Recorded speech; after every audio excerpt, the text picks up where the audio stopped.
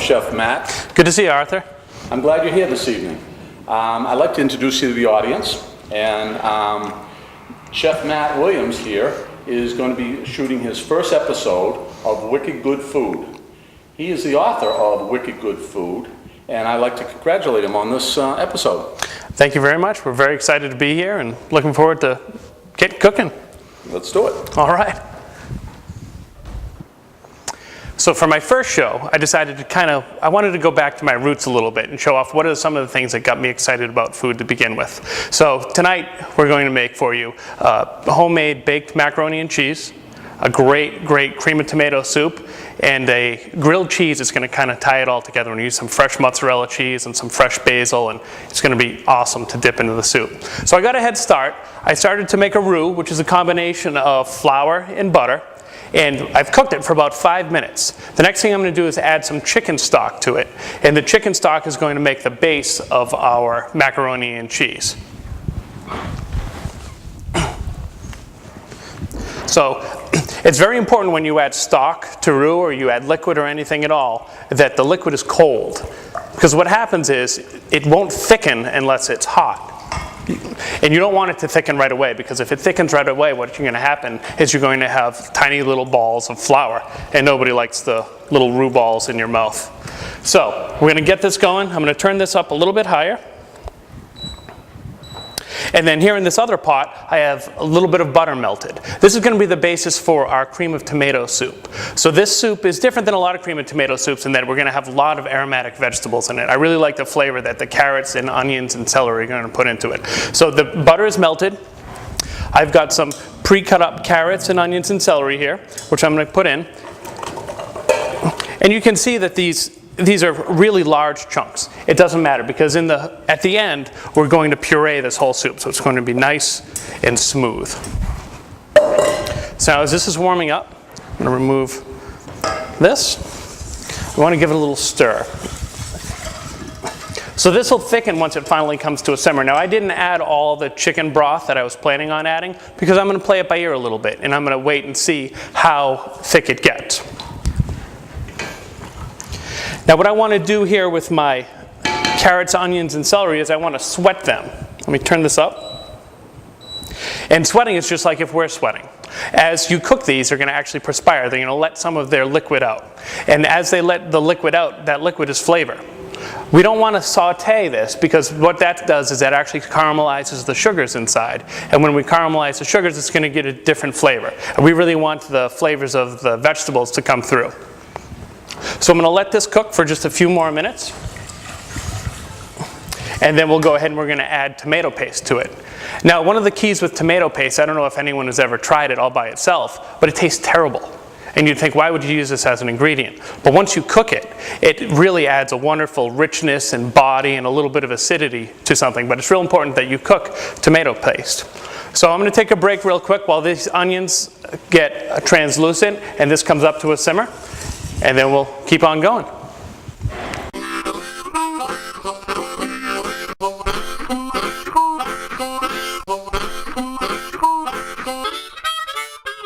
All right, so while we were away, this came up to a simmer. It got thick. I ended up adding a little more chicken stock to it, just so it was a consistency that we were looking for. Our carrots, onions, and celery that are working in here, they're beautiful. Let me show you some of these. So if you look, you can see how these onions, now you can see through them, you can actually see my finger right through there. That's what we're looking for. That's how cooked we want them to be. They've released a lot of their flavor into the butter we have in here. Now, when you get this recipe, if you start making it and look at it, you're going to say there's way too much butter in there for the amount of vegetables. And that would be right if we were just sauteing, but what we're going to do is we're actually going to end up adding flour to that to make our thickener. Before we do that though, like I talked about before, we're going to add our tomato paste. And I'm at a whole can. And if you want, go ahead and try some of this. It doesn't taste very good.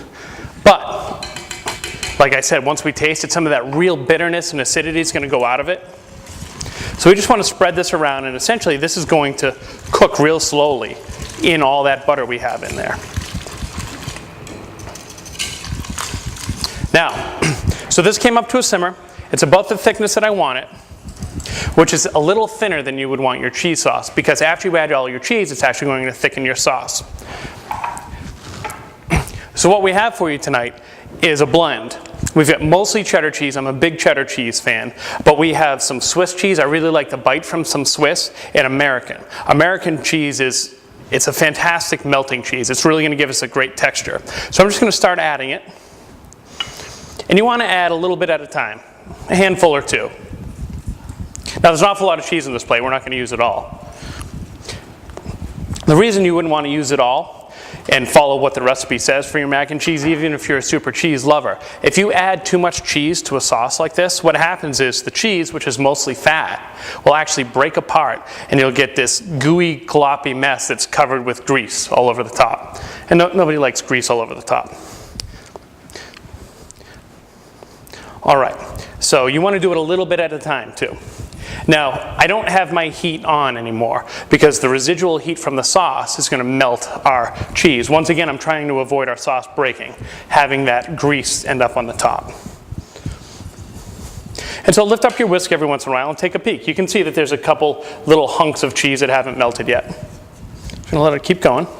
And it should be velvety smooth when you're done. A little more cheddar, a little more Swiss. I'm going to take a stack of American.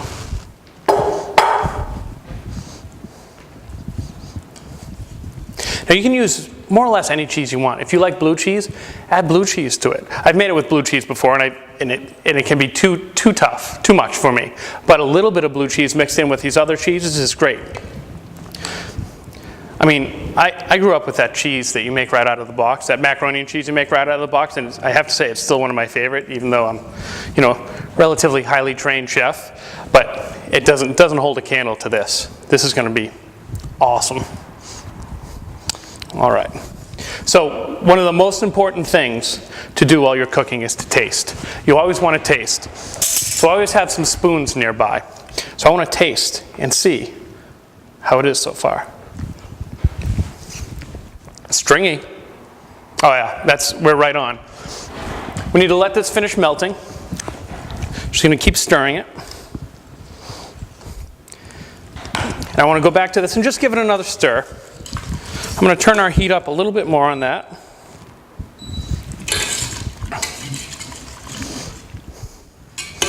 All right. So now this is a time when you can play around with this a little bit. If you want it to be spicy, you could add some chili pepper to it, some chili flakes to it. I actually am a big fan of using hot sauce in place of pepper when I'm making something like this, because it dissolves so quickly and because it doesn't leave any little dots. So I'm not going to add enough hot sauce to make this spicy. I'm just going to add maybe, I don't know, hopefully you're counting at home. I think that was 7 drops. And also after tasting it, I realized we need a little pinch of salt. So I've got some kosher salt here, which is the type of salt I like to use. The reason for it is basically because of what I just did. It's big, coarse flakes, and you can get a nice big pinch of it. It has a nice, clean flavor as well. All right, so our cheese sauce is just about done.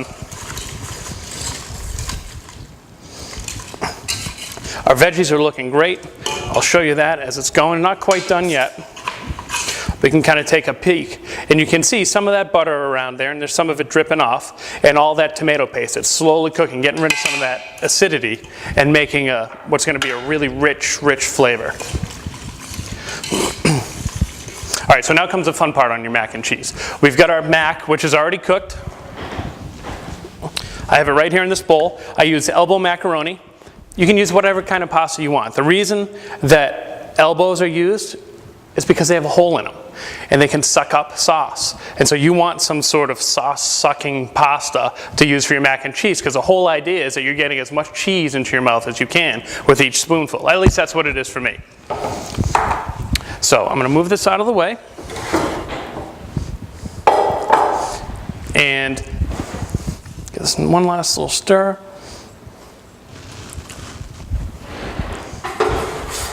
And I want to add a little bit of my cheese sauce right into the pan here.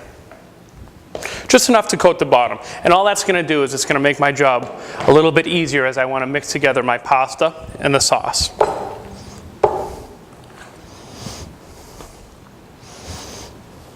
Yeah, we can use a little more than that. So use whatever type of pan you want. If you want to do individual ones, this is an awesome dish to do individual. Take a little soup cup, a little soup bowl, do the exact same thing, and you throw them in the oven. They'll take a little bit less time. This is also a dish that you can make ahead of time. So we could make this whole dish, throw it in the refrigerator, and then pop it in the oven and bake it from scratch, from cold.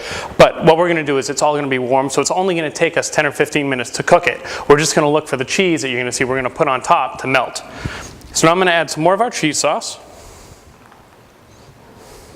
And let's see how that looks. And it's a judgment call on you. So I have a little more pasta and I have a little more sauce than I need. I'm not going to use them, or else I'm going to have a big mess in my oven, which I don't like big messes in my oven. So put this right here. And now, I'm just going to move this over here. So you can see now it looks pretty soupy, right? If you don't like it that soupy, don't make it that soupy. It's just food. Make it how you want it. Remember, you're cooking for yourself. So what I have here are some Ritz crackers, which are all broken up. And I'm going to add a little bit of butter. I don't know if you noticed, but I like butter. I'm going to add a little bit of butter, and I'm going to add a pinch of salt, a pinch of pepper, and a little bit of onion powder, just for a little bit of flavor. And I'm going to crush that up a little more, mix it around. You don't want to bake your mac and cheese with a spatula in there, so go ahead and take that out. We're going to sprinkle this all around the top. And just kind of spread it out. Now this is actually one of my favorite parts of the mac and cheese. So if you decide you want more crackers, a thicker layer, add more to it. The last thing we're going to do before we pop this in the oven is we're going to take some of our cheddar cheese. We're going to sprinkle that right over the top. I know I just said that the cracker part's my favorite part. I actually think it's the melted and crusty brown cheese that comes out on the top. So, all right, so that's about what we want it to look like. I want to give a quick stir here. All right, now I'm going to go ahead and pop this right in our oven. The oven's at 350 degrees. And like I said, everything's already hot. So all you're looking for is your cheese to brown as much as you want it to brown, and your crumbs to brown as much as you want.